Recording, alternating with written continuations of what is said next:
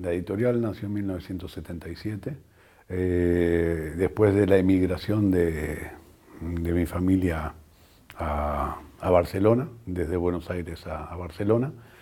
Fue un proyecto que empezó muy lentamente allá, y con el tiempo, a los 4 o 5 años, se instala en México, y después, ya a mediados de los 80, en Argentina.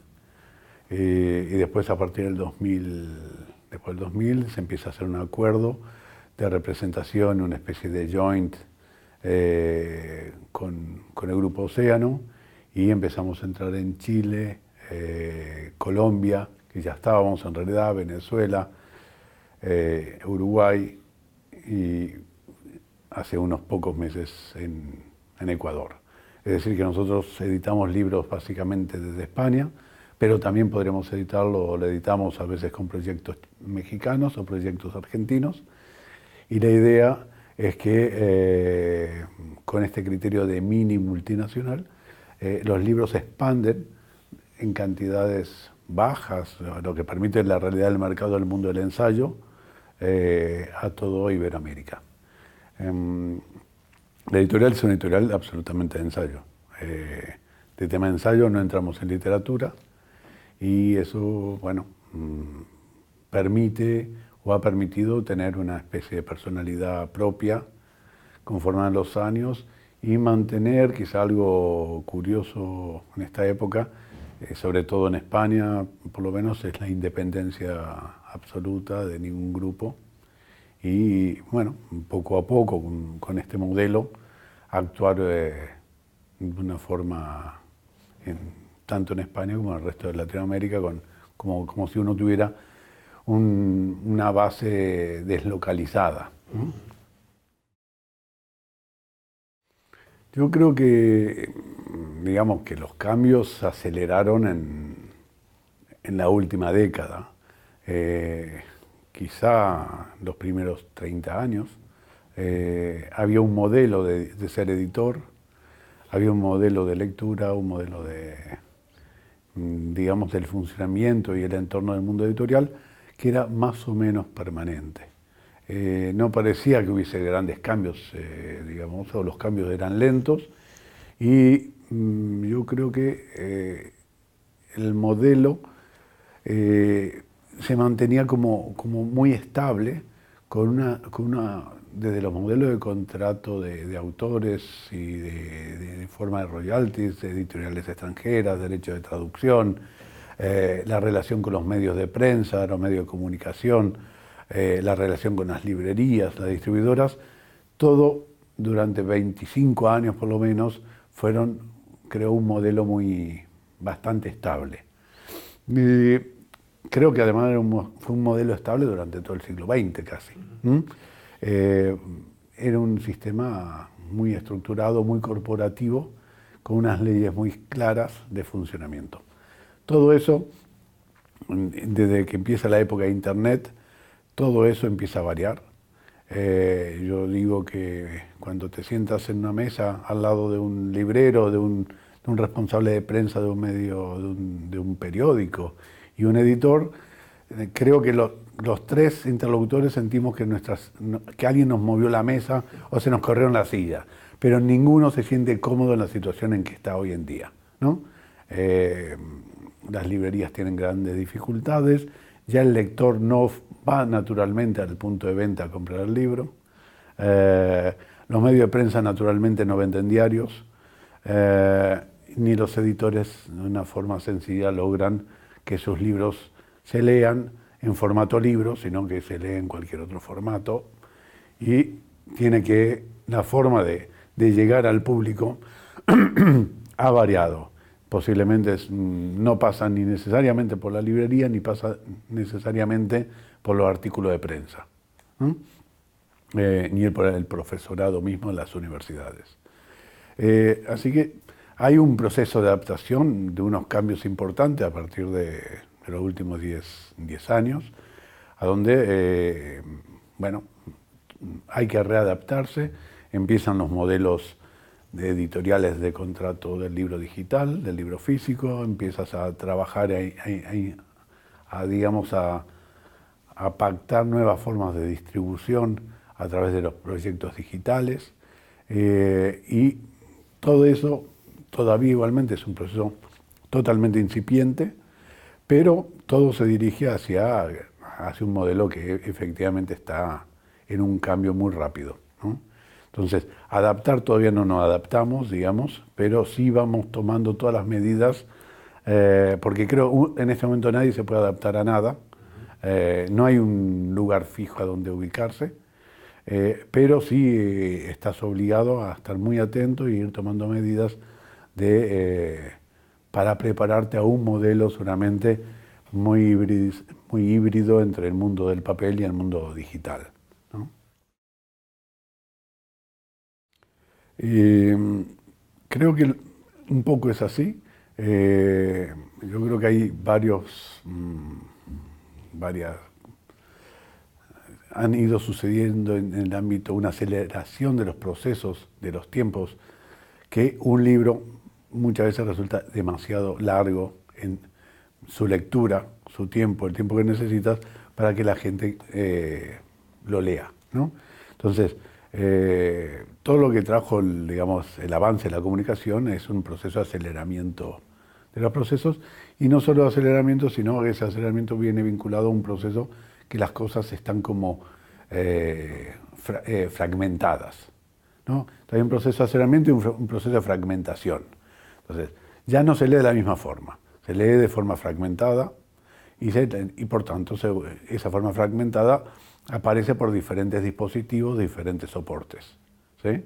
Tú tienes que estar preparado para esa acción fragmentaria de llegar a los contenidos.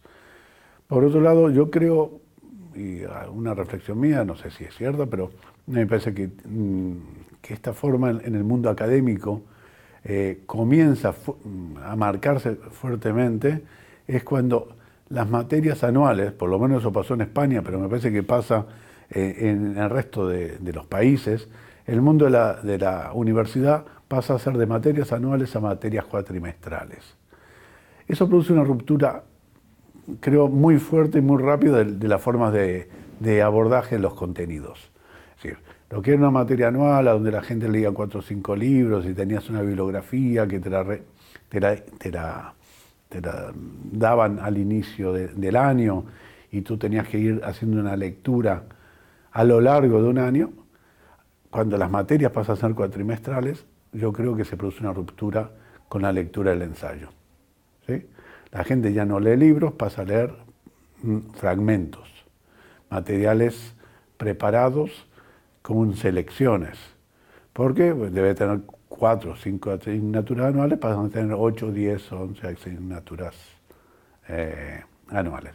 Lo cual hace, todo ese proceso se acelera y entonces la llegada cada vez es más complicada del libro al lector, al estudiante.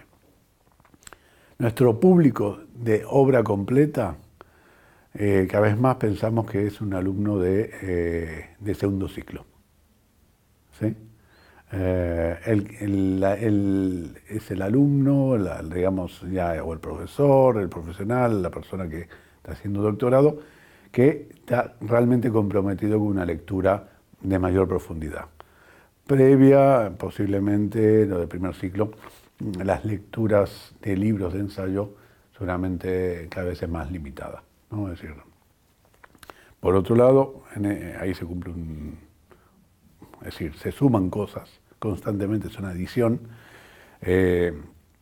Los estudiantes, el mundo del libro deja de tener una preferencia como objeto de deseo, ¿no? Yo suelo decir que si hace 20 años el libro era claramente un objeto de deseo y estaba dentro de las 5 primeras prioridades de una persona de nivel académico, hoy en día es muy probable que, por lo menos en España, pero que no sé qué pasa en Uruguay, el libro, si un chico joven de 20 años tiene algo de dinero en el bolsillo y tiene que priorizar en qué se lo va a gastar, posiblemente el libro dejó de estar dentro de las 5 primeras de su elección, ¿no? No sé si en Uruguay, en España yo diría que claramente es así, ¿no? Todo eso también determina también pensar que, bueno, que la lectura del libro completo pasa a ser una lectura de personas todavía, ya que están, digamos, en un ciclo más elevado, en un segundo ciclo de la universidad. Yo diría que en sus orígenes básicamente era traducción, era un 10% de obra de autores nacionales, y hoy en día posiblemente haya mucho más obra nacional que antes. Sí, y quizás sea más parejo la producción de autores nacionales hispanoparlantes, digamos, nacionales, a mí nacionales en nivel nacional de México, nacional de Colombia, nacional de Uruguay, nacional de, es decir, gente que habla o escribe en castellano, en español. ¿Qué traducciones extranjeras? Posiblemente sí, hay una mayor interacción por parte de la editorial en cada país con los ámbitos universitarios, con las instituciones. Cada vez más hay más demanda por parte de universidades o de académicos o de autores latinoamericanos, en lo cual editamos, y eso ha ido compensando ciertos niveles de traducción. Igualmente seguimos siendo una editorial quizá reconocida en parte por las traducciones francesas, alemanas o inglesas que hacemos, ¿no? Quizá puedo darte algunas pequeñas pinceladas de cosas que yo como editor identifico, ¿sí? Yo creo que lo que hay en los últimos años es algo mucho más evidente de que existe una producción latinoamericana, ¿sí? Y hay una mayor necesidad de interacción en la misma Latinoamérica, en el movimiento de la lectura, de leerse unos a otros, que lo que había antes, ¿sí? Y es en algo que yo, nosotros desde la editorial trabajamos, creo que es una de las piezas claves que más trabajamos desde ese punto de vista en la editorial. Yo creo que hace 20 años atrás, 30 años atrás, ¿no? Es decir, eran los grandes autores franceses, los grandes autores ingleses, eran los puntos de referencia, y todo pasaba un poco por leer las traducciones del pensamiento francés, por ejemplo, ¿no? Y yo creo que cada vez más hay una elaboración propia y además un trabajo de circulación dentro de la misma Iberoamérica o Latinoamérica. Dentro del proyecto editorial pasa un poco, lo que nosotros intentamos es ayudar a ese proceso de circulación, ¿sí? Nosotros tenemos un planning anual donde interactuamos con los autores que participan en congresos, en másters, en proyectos en toda Iberoamérica. Y a medida que se van moviendo por diferentes países, nosotros funcionamos como un amplificador, como una pantalla amplificadora de su labor, ¿sí?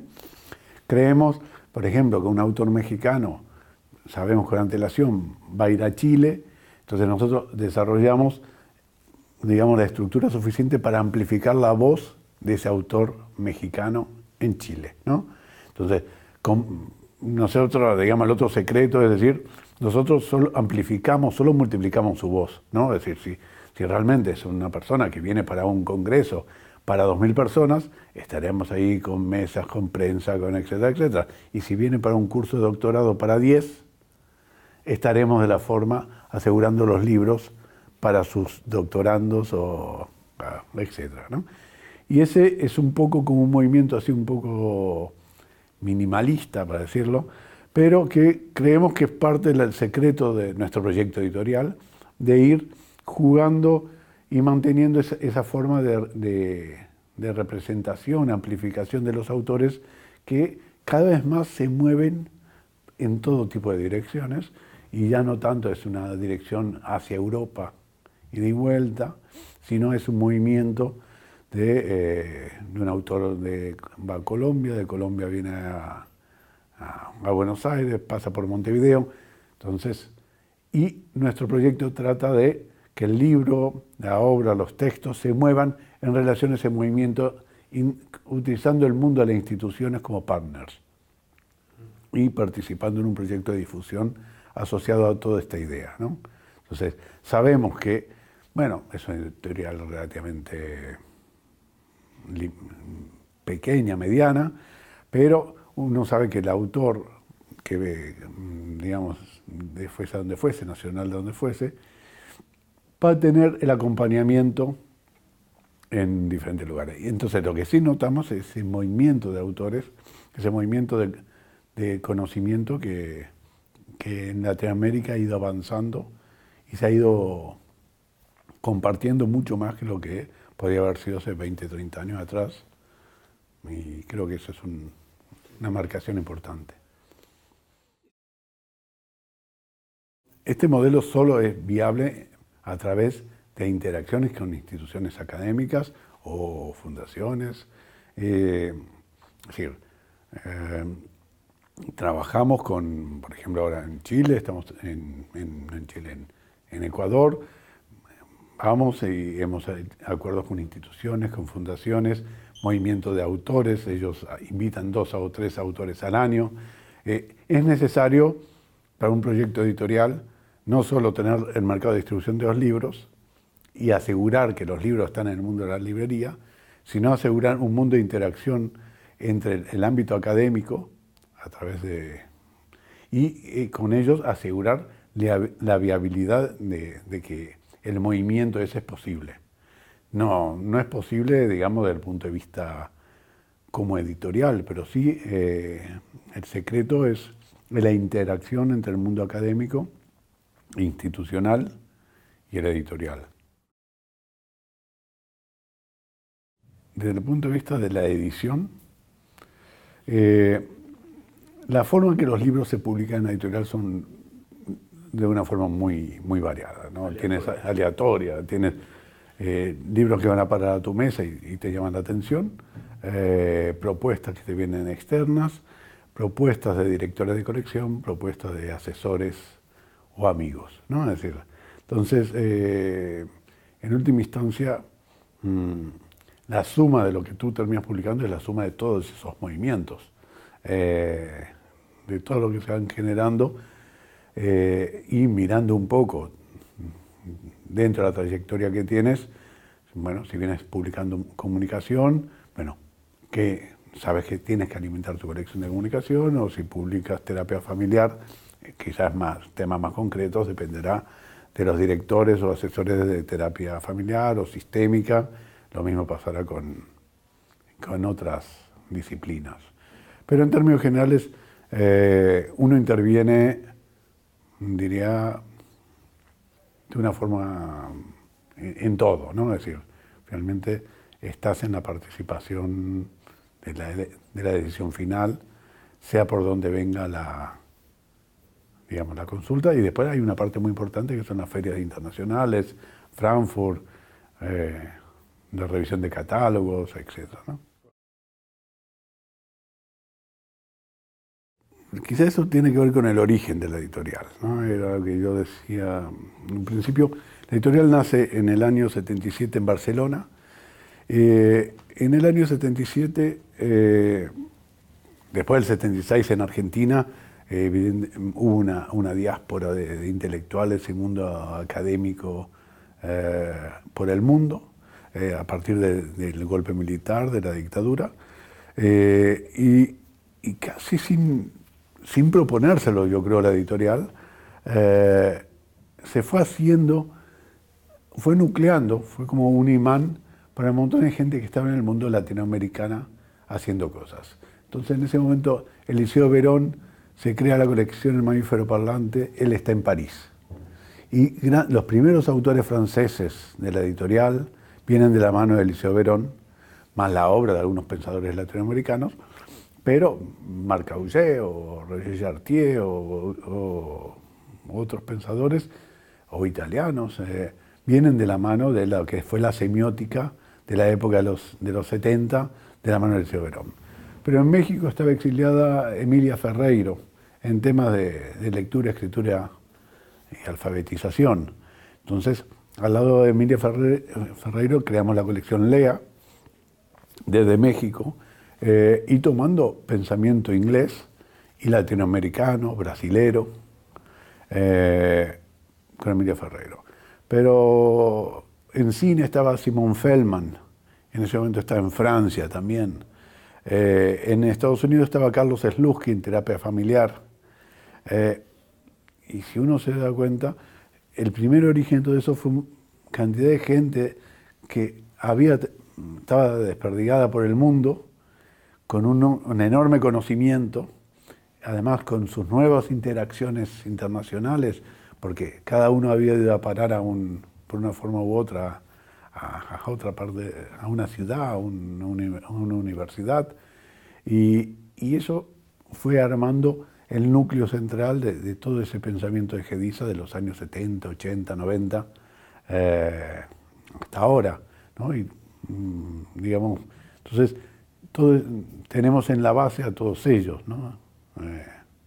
Y después poco a poco se fueron incorporando otros autores, otras épocas, otras generaciones, pero digamos que hay un origen enormemente rico de gente que, bueno, que tenía mucho conocimiento y encima estaba desperdigada por el mundo. Juan Carlos Tedesco en Ginebra, ¿no? Es decir, resulta que Gediza funcionó un poco como un imán de absorber, digamos, participar, y ellos a su vez dieron una cantidad de riqueza por sus entornos, de nuevos entornos de cada uno, que yo creo que hizo realmente que rápidamente Gediza se constituyera en un sello con una clara vertiente latinoamericanista, pero por otro lado estaba en Barcelona, que era una época de mucha apertura, pero absorbiendo la cultura de todos los países, a donde cada uno de los directores de colección, amigos de la editorial, fueron a parar en esos años finales de los 70, ¿no? Yo soy segunda generación, la viví, digamos, porque era muy joven, pero la vivía de cerca, la fui observando, y casi diría que lo que te cuento de todo esto es como una reflexión a posteriori. Es decir, yo creo que nadie era consciente, no había ninguna intencionalidad en el origen de Gediza de hacer lo que se hizo, ¿no? Creo que fue fruto, digamos, de las circunstancias históricas, diaspóricas, como se van a decir, de una época, y que de una forma natural nació.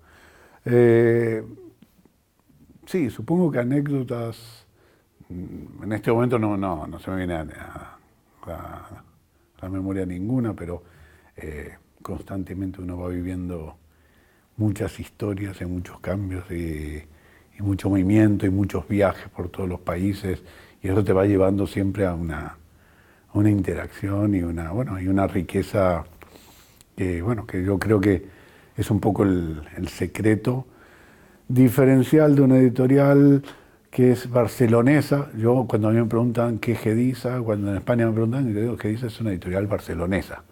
Y cuando me digo barcelonesa lo digo con toda la intención, que es una editorial que nace del núcleo de la ciudad de Barcelona, más allá, que está asociada a una idea de ciudad y de laboratorio y de experiencias, y superan está más cerca de la idea de ciudad y supera los marcos nacionales, ¿no? Es decir, entonces es una editorial que es barcelonesa, interactuada con Ciudad de México, con Buenos Aires, con Montevideo, con Bogotá, y en una dinámica que yo creo que seguramente, bueno, por un lado ha sido una suerte, y creo de haber podido crear algo, a partir de todo lo que se vivió en una determinada época, haya podido salir algo interesante, yo creo que para la cultura en castellano, la cultura iberoamericana, ¿no?